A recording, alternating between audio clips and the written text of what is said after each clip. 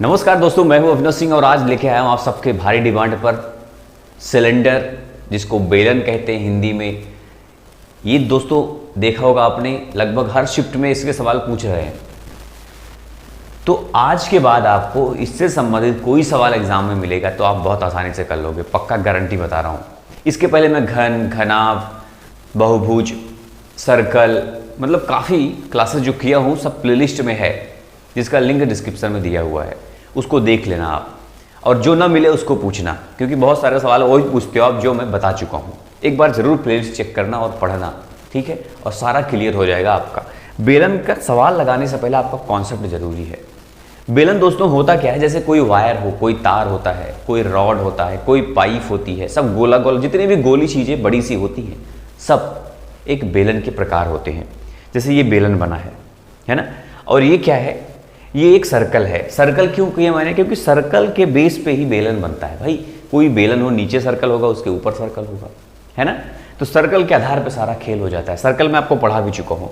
इसका क्षेत्रफल पूछे, अगर वृत्त का क्षेत्रफल पूछता है तो पाई आर स्क्वायर क्या होता है, पाई आर स्क्वायर क्या होता है, पाई आर स्क्वायर। और परिधि पूछ ले, परिधि का मतलब परिमाप। परिमाप ऐसे किनारे ना, सर्कमफ्रेंस जिसको बोलते हैं, पैरामीटर जिसको बोलते हैं, पूरा किनारे की जो होती है लंबाई, तो होता है पाई 2 पाई आर।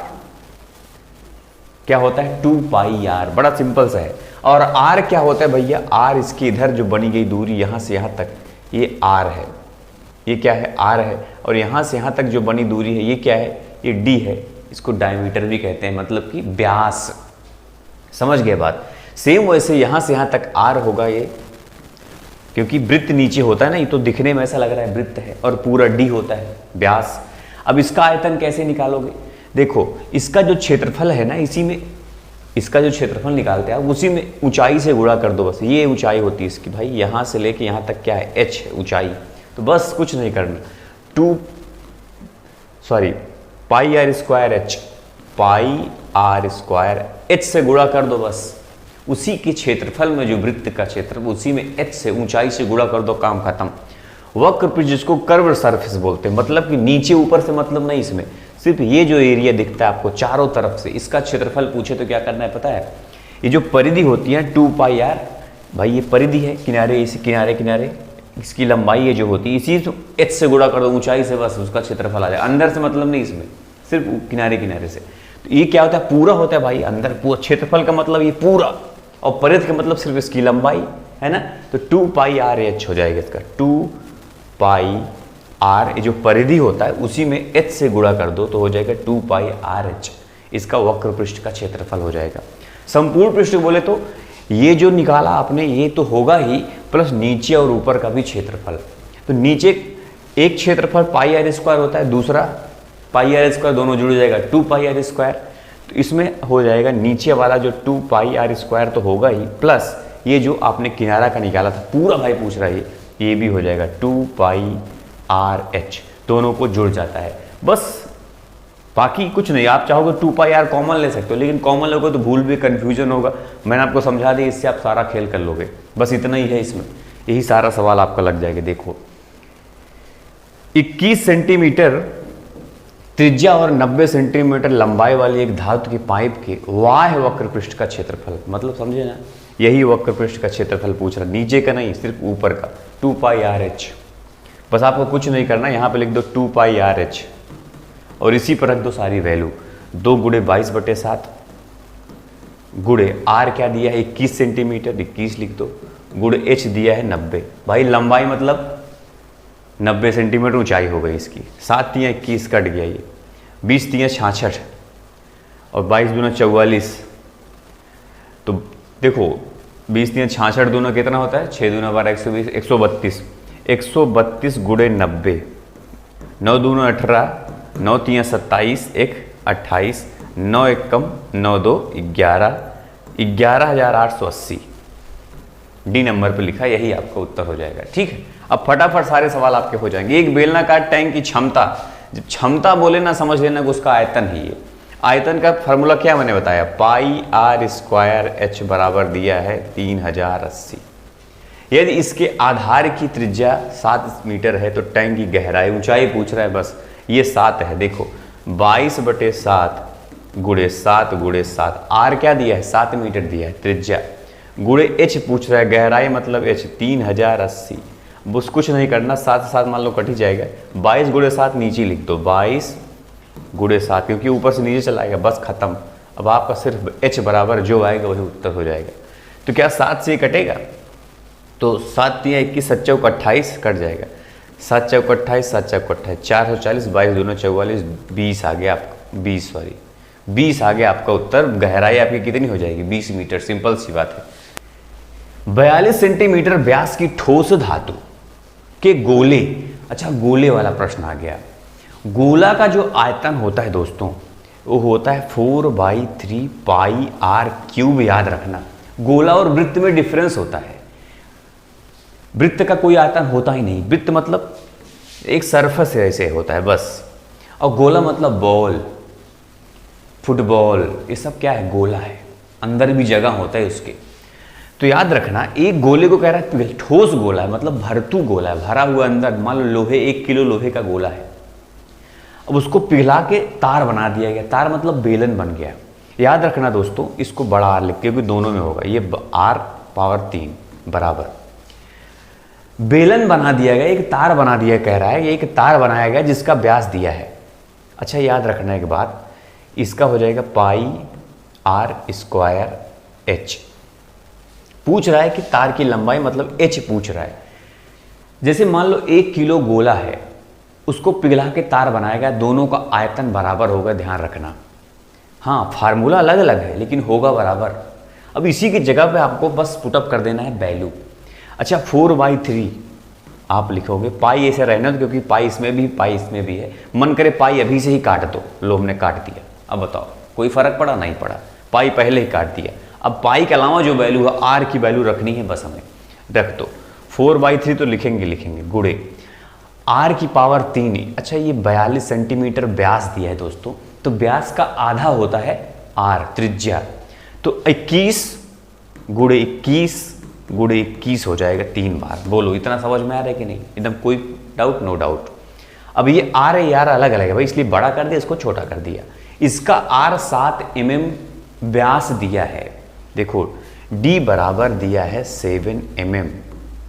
अब इसको सेंटीमीटर में पहले बताओ, डी बराबर 7/10 सेंटीमीटर हो जाएगा। भाई 1 सेंटीमीटर में 10 mm होता है, तो उल्टा है ये, mm को सेंटीमीटर में बदलना 10 से भाग देना, इसमें तो गुणा कर दिया हमने। सेंटीमीटर को mm में बदलना हो 10 से गुणा कर देंगे, लेकिन mm को सेंटीमीटर में जब बदलना होगा तो हम 10 से डिवाइड कर देंगे, इसलिए डिवाइड कर दिया। लेकिन ये तो अभी d आया है अपना, तो r क्या होगा भाई, r बराबर 7/10 गुणे 2, मतलब नीचे आधा कर देंगे तो हो जाएगा 7/20, तो लिख दो 7/20 बराबर 7/20 गुणे 7/20 गुणे h, क्योंकि पाई तो हमने पहले ही खत्म कर दिया है। अब देखो इसको एक काम करो, 7 3 21 ये 3 हो जाएगा, ध्यान रखना 7 3 21 ये भी 3 हो जाएगा, सीधा सीधा कट जाता जानते ही हो, 3 से ये भी 3 कट गया। अब h बराबर लिख दो यहाँ पे, h बराबर इन दोनों 20 को उधर लेके चले जाओ, नीचे है तो ऊपर चला जाएगा, मतलब 20 गुणे 20 ये दोनों ऊपर चला गया गुणे। अब यहाँ पे क्या है, एक 21 बचा है और एक 4 बचा है, गुणे 21 गुणे 4। अच्छा नीचे तो कुछ है ही नहीं, तो h बराबर जो भी आएगा इसी गुणा कर लो, h की वैल्यू 21 चौके 84 होता है, 84 का डबल 8 दूना 16, 168 होता है। 168 का डबल कितना होता है भाई, अच्छा इसमें 3 भी, एक 3 तो हमने भूल ही गए, एक 3 भी है, ठीक है, एक 3 नहीं तो गलती हो जाएगा।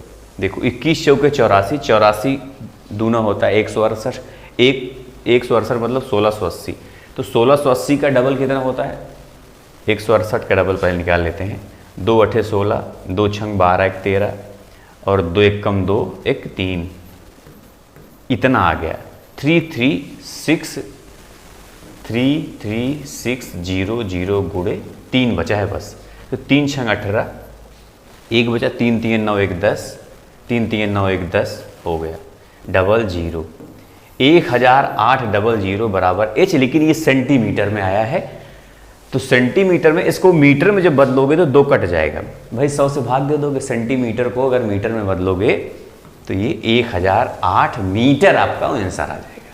समझ पाए कि नहीं बात? तो ऐसे ग्रुप डी का सवाल है ये, ठीक है, ऐसे सवाल भी पूछ लेंगे आपको। मेन इसमें कैलकुलेशन था, बाकी कुछ था भी तो नहीं। एक बेलनाकार टैंक की धारिता, धारिता मतलब वही आयतन, गहराई, जो उसकी कैपेसिटी है इतनी है, तो इसकी त्रिज्या इतनी है, तो इसकी गहराई, देखो ध्यान, कुछ नहीं है ये क्या है, पाई आर स्क्वायर एच की जगह पे आपको कुछ नहीं रखना है, बराबर 2790 दिया गया है। आर के जगह पे 105 10.5 दिया है, तो इसको हम लिख सकते हैं 105/10। अब इसको भी काटोगे ना, 21 पंचे 105, 2 पंचे 10, 21/5 आ गया, 21/5 नहीं 2, 21/2 आपकी त्रिज्या आ गई है ना। तो लिख दो पाई मतलब 22/7 गुणे 21/2 गुणे 21/2 गुणे एच बराबर 2790, 20,790 यही दिया है वो। अब बस एच की वैल्यू निकल जाएगी ना, कैलकुलेशन करना है आपको। तो 7 3 21, 2 11, 11 3 21 नीचे आ जाएगा, 11 गुणे 3 गुणे 21 नीचे आ जाएगा और 2 ऊपर चला जाएगा। इतना सबको समझ में आ रहा है? बिल्कुल आ रहा है भाई। जो ऊपर था उसको नीचे लेके आया, जो नीचे था उसको ऊपर कर दिया।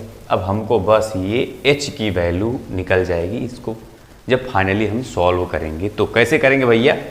तो क्या ये हमको देखना है कि 11 से कटेगा क्या, 11 कम 11 बचेगा 9, 97 11 88 बचेगा 7 2 9, हाँ कट जाएगा। देखो 11 1 कम 11 बचेगा 9 97, 11 88 7 2 9, 11 9 99 1 0। 1890 से 11 कट गया, 3 से ये कट जाएगा, काट दो, 3 6 18 उसके बाद 3 3 9 0, ये भी कट गया, 21 3 63 आ गया 30, 30 गुणे 2 आ गया 60, h बराबर आ गया 60। 60 दिया है, बिल्कुल दिया है, ये देखो है ना। इस तरह से ये भी निकल गया आपका। इसको देखो, इसमें सारा खेल क्या है, कैलकुलेशन का है, बाकी कुछ खास इसमें है नहीं। उस बेलन का आयतन ज्ञात कीजिए जिसकी त्रिज्या इतनी है। सेंटीमीटर क्षेत्रफल वाली वृत्त की त्रिज्या की 1/3 है और ऊंचाई उसकी त्रिज्या से 2 गुनी है। अच्छा, ये वृत्त का क्या दिया है, क्षेत्रफल दिया है। अब पहले वृत्त का क्षेत्रफल पाई आर स्क्वायर होता है, आप कहोगे बिल्कुल, बराबर 1386 दिया। पहले तो इसकी त्रिज्या ज्ञात करनी है हमको, वृत्त की त्रिज्या। जब वृत्त की त्रिज्या ज्ञात हो जाएगी तब करें उसकी तिहाई है, त्रिज्या की 1/3 है। पहले वृत्त की त्रिज्या निकालना, फिर उसके बाद उसको 1/3 करना है ना। तो 22 अब आर स्क्वायर बराबर हो जाएगा 1386, 22/7 जो था यहाँ पे लिख दो 22/7, तो ये 7/22 हो जाएगा, यहाँ पे गुणे 7/22 नीचे आ जाएगा। क्या बोलते, इतना समझ में आ रहा सबको? अब 22 से इसमें काटने की कोशिश करो, 11 से काट जाए, 11 1 कम 11, फिर 11 यहाँ बचेगा 2, 11 2 9 22, हाँ 11 2 9 22 देखो, और 11 1 कम 11 बचेगा 2 28, 11 2 9 22, 6 66, 11 6 6 126 आ गया। अब 126 को अगर हम इसमें काटेंगे, 2 से काटोगे तो कितना बचे, 2 6 12, 2 3 63 आ गया, 63 गुणे 7, तो यहाँ पे कर दो आर स्क्वायर बराबर 63 गुणे 7 है ना। 63 गुणे 7 का मतलब इसको 9 7 63 भी कर सकते हैं, लिख दो 9 गुणे 7 गुणे 7, 9 का अभी आर के स्क्वायर को अगर हटाओगे, सिर्फ आर बराबर आपको ज्ञात करना है तो रूट लगाना पड़ेगा। इस 3 हो जाएगी, ये 7 हो जाएगा, 3 गुणे 7 बराबर 3 गुणे 7 मतलब 7 3 21 बराबर 21, 21 आ गया। इस वृत्त की त्रिज्या 21 है, तो बेलन की त्रिज्या क्या हो जाएगी, 7 3 21, नीचे 3 से भाग दे दो, 7 आ जाएगा ना। मतलब अपना वृत्त की त्रिज्या 21 है तो बेलन की त्रिज्या 7 हो जाएगी। तो देखो बेलन क्या मैंने बताया, पाई आर स्क्वायर एच। अब पाई की जगह पे लिख दो 22/7 गुणे, आर की जगह पे 7 आया है, 7 गुणे 7। एच पूछ रहा है कि इसकी दोगुनी है, 7 दूना 14 कर दो, इसकी त्रिज्या की दोगुनी है 14 हो गया, बस 7 1 कम 7, इन सबको गुणा कर दो, जो भी आए उत्तर हो जाएगा। तो 22 14 दूना 28, 14 दूना 28 2 30, 308 आ गया, 7 8 56, 6 7 5 7 3 21, 2156 कहीं दिया है क्या, ये दिया है सी नंबर पे, यही आपका आंसर हो गया, बात खत्म है कि नहीं। इसको देखो, उस बेलन की त्रिज्या ज्ञात कीजिए जिसका आयतन 8850 सेंटीमीटर और ऊंचाई 25 सेंटीमीटर है। कुछ नहीं है ये 2019 का है। अच्छा, अब इसमें सब कुछ दे दी। आयतन क्या दी, देखो पाई आर स्क्वायर एच बराबर 3850 दिया है। ऊंचाई दिया है 25, ऊंचाई के जगह पे 25 लिख दो, यहाँ पे 22/7 लिखना ही है, गुणे आर स्क्वायर हमको ज्ञात करना है ना? यही तो है, बिल्कुल है। तो अब क्या हो जाएगा, आर स्क्वायर बराबर दोस्तों 3850 जो नीचे है ऊपर चला जाएगा, गुणे 7/22 गुणे 25। 25 से कट जाएगा, बिल्कुल कट जाएगा। कैसे कटेगा, 25 एकम 25 क्या आ जाएगा, बचेगा कितना, बचेगा भैया 8 5 13 135 हो जाएगा। 25 पंचे 125, 10 बचेगा, 100 25 चौका 104 आ जाएगा। 154 से ये कट गया आपका, है ना? ये 25 एकम 25 बचेगा कितना, 8 5 13 135, 25 पंचे 125, 10 100, हाँ ये कट गया।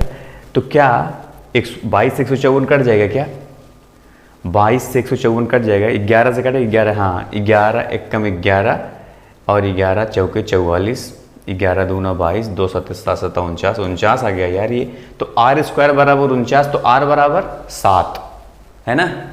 49 का रूट निकालोगे, आर बराबर 7, ये भी निकल गया 7 आपका, खेल खत्म। इसको देखो, एक बेलन की ऊंचाई h उसके आधार की परिधि के बराबर है, तो उसके वक्र पृष्ठ का क्षेत्रफल h के पदों में ज्ञात कीजिए। देखो जैसे ये दोस्तों क्या कह रहा है, एक बेलन है, ऊंचाई है h और आर कह रहा है परिधि के बराबर है, तो परिधि गुणे ऊंचाई तो होती है इसकी, वक्र पृष्ठ का क्षेत्रफल क्या होता है, अभी मैंने क्या बताया, परिधि गुणे ऊंचाई। इसका जो परिधि है निकाल लिया, उस गुणे ऊंचाई। तो परिधि कह रहा है दोनों बराबर है, परिधि और ऊंचाई, मतलब h गुणे h बराबर h स्क्वायर। इसका उत्तर h स्क्वायर हो जाएगा, सिंपल सा। बोलो, 21 सेंटीमीटर व्यास वाले एक पाइप की लंबाई 10 सेंटीमीटर, वक्र पृष्ठ क्षेत्रफल ज्ञात करें। इसको मैं आपको होमवर्क के लिए देता हूं, इसको सॉल्व करके आप लोग बताओगे इसका उत्तर क्या होगा। बस दोस्तों, उम्मीद है कि आप बेलन के अच्छे से सीख गए होंगे। सीख गए तो वीडियो को लाइक करें, अगर पहली बार आए चैनल पर, चैनल को सब्सक्राइब कर घंटी दबा के ऑल पे जरूर प्रेस कर दें, ताकि आपको हर वीडियो का नोटिफिकेशन सबसे पहले मिलता रहे। मिलते हैं फिर ऐसे किसी नेक्स्ट क्लास में दोस्तों, तब के लिए जय हिंद, जय भारत।